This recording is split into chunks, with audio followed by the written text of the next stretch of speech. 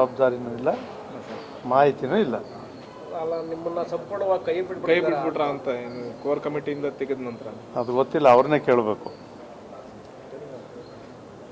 ಬೇಸರದಿಂದ ಮಾತಾಡ್ತಲ್ಲ. ಇಲ್ಲಪ್ಪ, ಬೇಸರ ಅನ್ನೋದು ಬೇಸರ ಮಾಡ್ಕೊಂಡು ಅಂದ್ರೆ ಸಮಾವೇಶ ಬೇಸರನೇ ಇಲ್ಲ. ದೇವೇಗೌಡರೆ ಮೊನ್ನೆ ಅನೌನ್ಸ್ ಮಾಡಲೇಬೇಕಲ್ಲ. ಅವ್ರಿಗೆ ದೊಡ್ಡವ್ರಿಗೆ ಪಕ್ಷ ಕಟ್ಟಿದ್ದಾರೆ, ಬೆಳೆಸಿದ್ದಾರೆ.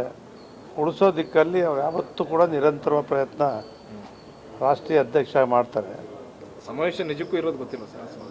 ನಿಜವಾಗ್ಲೂ ಗೊತ್ತಿಲ್ಲ ಸರ್. ಮಾನಸಿಕವಾಗಿ ಅಲ್ಲಿದ್ದೀರಾ ಅಥವಾ ಬರೀ ಬಾಡಿ ಮಾತ್ರ ಅಲ್ಲಿದ್ದೀರಾ? ಬಾಡಿ, ಮಾನಸಿಕ ಎಲ್ಲ ಹುಟ್ಟಿರೋದು, ಬೆಳೆದಿರೋದು ಹಿಂದೆ ಕಾಂಗ್ರೆಸ್ಸು, ರೆಡ್ಡಿ ಕಾಂಗ್ರೆಸ್ಸು ಎಲ್ಲದರಲ್ಲೂ ಇದ್ವಿ.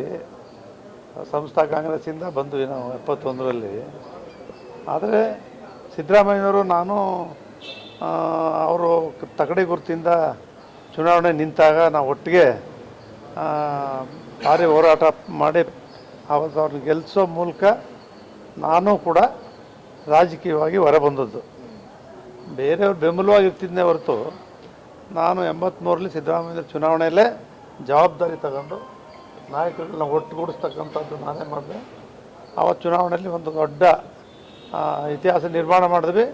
ರಾಮಕೃಷ್ಣ ಹೆಗಡೆ ಅವ್ರ ಸರ್ಕಾರ ಬಂದ ಮೇಲೆ ನಿರಂತರವಾಗಿ ಸಿದ್ದರಾಮಯ್ಯವ್ರ ಜೊತೆ 25 ವರ್ಷ, ದೇವೇಗೌಡರ ಜೊತೆ, ಕುಮಾರಸ್ವಾಮಿಯವ್ರ ಜೊತೆ ಹಿಂಗೆ ಒಟ್ಟಾಗಿ ಜನತಾ ಪಕ್ಷ, ಜನತಾದಳದಲ್ಲಿ ಕೆಲಸ ಮಾಡ್ಕೊಂಡು ಬಂದಿದ್ದೀನಿ. ಜಿಲ್ಲಾಧ್ಯಕ್ಷ ಆಗಿ, ರಾಜ್ಯದಲ್ಲಿ ಪ್ರಧಾನ ಕಾರ್ಯದರ್ಶಿಯಾಗಿ, ಮಂತ್ರಿಯಾಗಿ, ಶಾಸಕನಾಗಿ ಕೆಲಸ ಮಾಡಿದ್ದೀನಿ. ಕುಮಾರಸ್ವಾಮಿ ಅವರು ಮಾತಾಡ್ತಾರೆ, ನಾವು ಮಾತಾಡಲಿಲ್ಲ ಭಾಳ ವರ್ಷದಿಂದ. ಈಗ ಹಿಂದೆ ಇದ್ದಂತಹ ಜಿ.ಟಿ. ದೇವೇಗೌಡರೇ ಬೇರೆ, ಈಗಿರ್ತಕ್ಕಂಥ ಜಿ.ಟಿ. ದೇವೇಗೌಡರು ಯಾಕೆ ಇಷ್ಟೊಂದು ಸಾಫ್ಟ್ ಆದ್ರಿ ಅಂತ? ನಾನು ಯಾವತ್ತೂ ಬೇರೆ ಆಗಲ್ಲ.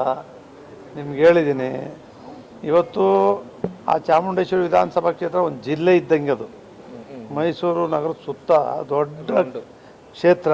ಅಲ್ಲೇನು ರೆವಿನ್ಯೂ ಲೇಔಟ್ಗಳು, ನೀರಿಲ್ಲ, ಯುಜಡಿ ಇಲ್ಲ, ರಸ್ತೆ ಇಲ್ಲ, ಭಾರಿ ನೀವು ನೋಡಬೇಕು.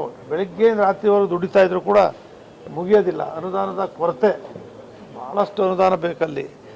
ಈಗ ಏನೋ ಗ್ರೇಟರ್ ಮೈಸೂರು ಮಾಡ್ತೀನಿ ಅಂತೇಳಿ ಮುಖ್ಯಮಂತ್ರಿಗಳು, ನಮ್ಮ UD ಮಿನಿಸ್ಟ್ರು ವೈದ್ಯ ಸುರೇಶ್ ಅವರು ಕೂಡ ಒಪ್ಪಿದ್ದಾರೆ.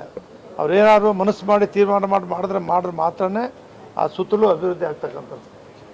ಸರ್, ಇನ್ನು ಸಿದ್ದರಾಮಯ್ಯ ಅವರು ನಾಳೆಗೆ ಅಂದರೆ ಜನವರಿ 6ನೇ ತಾರೀಕಿಗೆ ಅತಿ ಹೆಚ್ಚು ದಿನಗಳನ್ನ ಮುಖ್ಯಮಂತ್ರಿ ಆಗಿದ್ದಂಥವರು ಸಿದ್ದರಾಮಯ್ಯರು ಅಂತ ಹೆಸರುವಾಸಿ ಆಗ್ತಿದ್ದಾರೆ. ಇದಕ್ಕೇನು ಹೇಳ್ತೀರಿ ಸರ್? ದೇವರಾಜ್ ಅರಸು